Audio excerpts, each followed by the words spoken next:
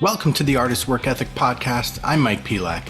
I'm an actor, screenwriter, and filmmaker who's always looking to maximize my time and potential as I work to break in. In this podcast, I talk to artists of all kinds who have seen success in their fields about their process, habits, and work ethic. Today on the show is Ryan Andes. Ryan is a New York-based voice actor, singer, film, and stage actor. Ryan booked his first Broadway show, Big Fish, in 2013, and after that he began booking guest star roles in TV, including Person of Interest, Elementary, The Path, and You. Ryan has voice actor credits in cartoons, anime, video games, and commercials, including Yu-Gi-Oh!, Pokemon, Grimlock, Shockwave, and the new Transformers Cyberverse. A couple quick things before we jump into the episode. I've talked in the past about myself working on breaking into screenwriting.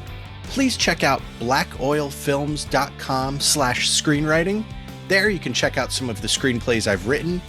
I have the first 10 pages of each one uploaded, but feel free to email me at theartistsworkethicpodcast@gmail.com, and I'd be happy to send you a full script if you're interested in reading. Last thing before we get into the episode, I would love anyone listening to subscribe, rate, and review the Artist's Work Ethic Podcast wherever you listen to podcasts. It really helps us put the show out there for more people to listen to. All right, Ryan, thank you for coming on with me today. Thanks for having me, Mike. So when you were first beginning to work on a professional level, what would you say the moment was that you started to see it all coming together? You know, I spent years in the pursuit of not being a bartender. It was a hard thing for me to be a full-time bartender. And, you know, most people who bartend in New York City are always doing something else.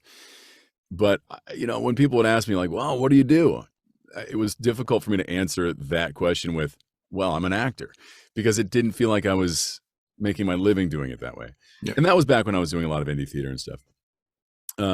So for like about 8 years, I did the indie theater grind and, you know, did all the networking stuff. I went to one-on-one. I got involved with the network, Actors Green Room, all of them. I was doing seminars and whatnot, and slowly building up my resume. And I was working at a wine bar in the West Village, a place called Zampa. Great job, by the way. I had like the money shifts, and, you know, I had worked my way up. But it was while I was there that I got a call from my agent at the time. It was Barry Kolker, for a Broadway show audition that was actually in the workshop stages. It was for Big Fish, and I booked it. I went into the audition. It was like one of those where you just know. I walked out of the room and I was like, oh, I got that one. And sure enough, 3 days later, I got the call from Susan Stroman, and she was stoked to have me aboard. So to answer your question, that actually ended up being kind of the defining moment for me.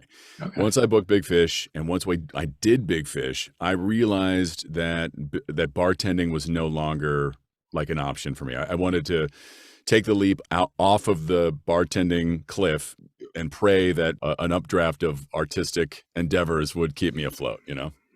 For sure. So going back earlier on in your life, do you think the work ethic that you put into place to, you know, be wait or bartending and auditioning and just keeping that grind up, was that something that was instilled in you in how you were raised, or some external factor?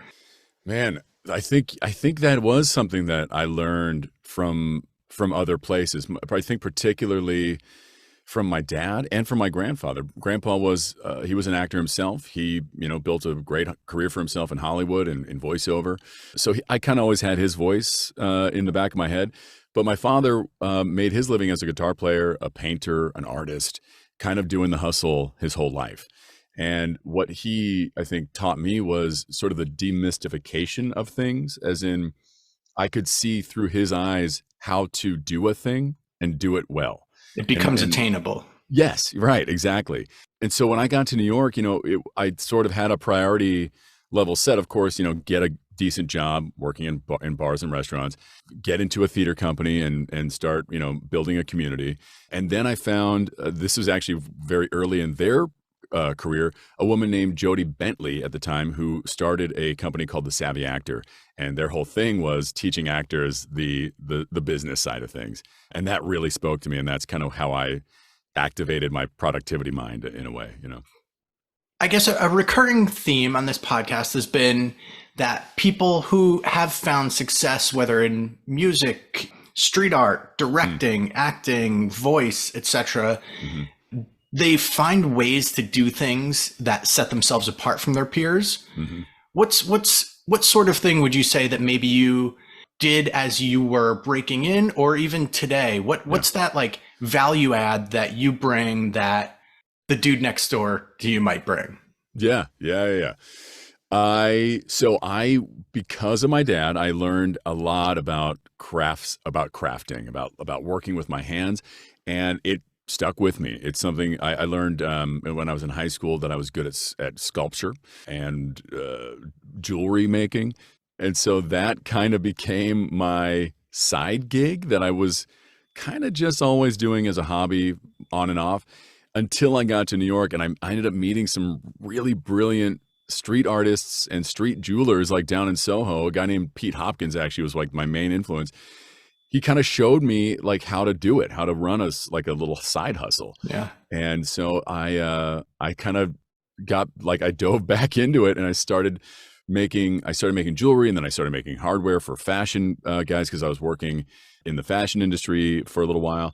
And then I got into leather work, and that became like its own thing. So eventually I ended up starting my own business while I was running my acting career. And I launched my little business called Finally Wrought back in 2017. Nice. Awesome. Yeah. In thinking about goal setting, like long-term, short-term goals, I'm a big list person. I have everything, I have a list for my day. Dude, same. Absolutely. Because nothing feels better than crossing it off, right? Love a list. Oh man, that is, yes. All right. Yes. So I was going to say, what's your kind of system for keeping yourself organized so that you're productive and hitting all the steps along the way? Bro, I love this question. I could talk about this stuff for hours, man, but it's because we spend so much time figuring out how to run a day, right? And that's been the challenge of being kind of a self-employed work from home artist. You don't have somebody holding you accountable. You don't have a schedule that necessarily you have to be somewhere for. So for me, yes, it is. I have a morning routine that is very rigid. I'm up usually about 6:30. I'm out of bed by 7. I get the dog walked, make the coffee, clean up the kitchen a little bit, and then I'm sitting down at my desk computer, usually around 7:30 or 8, and that is the first thing I do is make my list. So usually it's like, I usually bite off more than I can chew in a day. That's just always the case. I never finish my list. And whatever doesn't get finished gets, rolled over to the next day. Just a carryover. Yeah, exactly. And then I got into the habit of plugging those things into my daily calendar. So list is made first, and then I'll just plug where those things are going to fit into my day. And then, off I go. Usually right from there, I have to jump into my booth to do auditions in the morning for voiceover. I get my workout done, and then I'm off to whatever is next on the list. I've always said, also thinking about, your day and all the things that you find you have to do in there, and that it doesn't always all get done. I always say that having a good work ethic doesn't mean just sleeping 4 hours a night and just having no, time for yourself. Absolutely. I mean, how do you feel like you stay balanced if you feel exhaustion or burnout starting to creep in? Dude, this is actually another big thing that I've been an advocate of and for during the last few years, and that's personal caretaking, man. When I was running Finally Wrought, in the midst of that, I was also doing a voiceover career. I was auditioning for musical theater. I mean, I was burning the wick at both ends with a blowtorch, dude. I mean, I was doing it wrong. And weirdly had this moment right at the beginning of 2020. I booked a musical that was going to take me out of town. So I had to put my small business on hold, and then the pandemic hit and everything got shut down. And honestly, man, it really gave me this moment to reassess how I was taking care of myself, and realize that I was not doing it right at all. And so, I've kind of restructured things. stress is such a detriment. It sucks away so much life. It takes away your sleep. It takes away your ability to eat well, perform well. I mean, all of that is just your drive in general. Totally. Right. It sucks away just your life force. And that's what you need to thrive as an artist. For me, I got back to, really finding ways to be better about my caretaking. And that involved, at least a half an hour of fitness a day. It involved going to bed earlier, which I was like a dedicated night owl. Now I'm like 10 o'clock rolls around and I am ready to go, bro.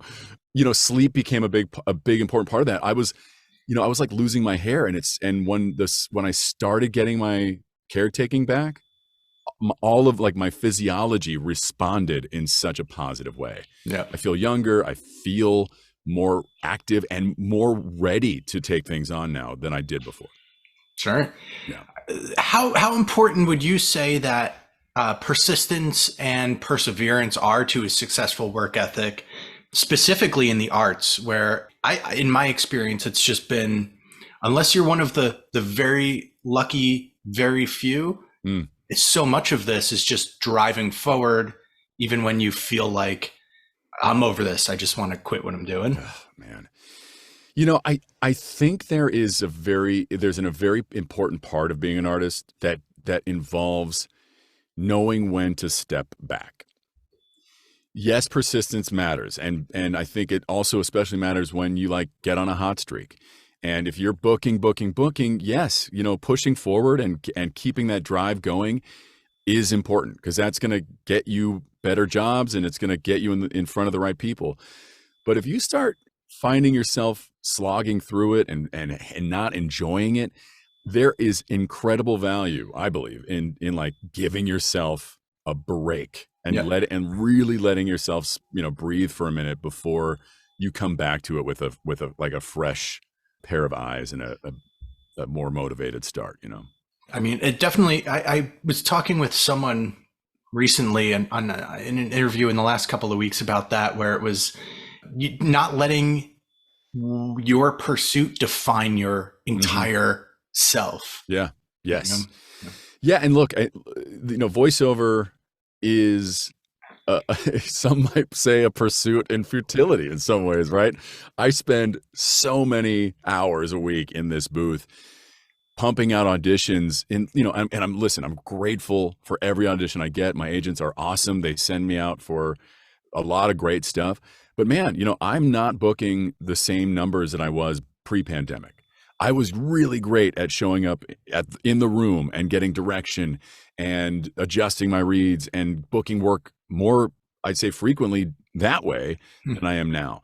So there is a certain level of perseverance that I think is required to bust through, the slog of voiceover auditions or auditioning in general.